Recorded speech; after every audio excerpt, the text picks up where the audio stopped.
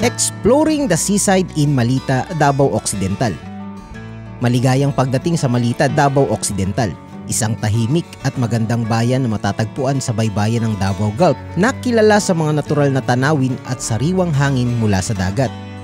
Ang dagat dito sa Malita ay may kakaibang ganda at katahimikan, perfect para sa mga gustong mag-relax at tumakas mula sa mga ingay ng lungsod. Ramdam na ramdam dito ang tunay na probinsya ng Pilipinas.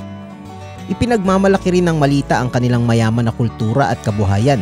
Maraming mga residente dito ang umaasa sa pangingisda, isang tradisyon na minanapa mula sa kanilang mga ninuno. Siyempre, hindi kumpleto ang pagbisita sa Malita kung hindi titikman ang kanilang mga sariwang seafood. Dito, masisiyahan ka sa mga lutong bahay na ginawang espesyal ng dagat. Ang baybayin ng Malita ay hindi lang para sa mga turista, kundi para rin sa mga pamilyang gustong magsama-sama, mga kabataang naglalaro at mga magkakaibigan na nagbabahagianan ng tawanan. At kapag sumapit ang dapit hapon, ang langit sa Malita ay nagiging parang obra maestra.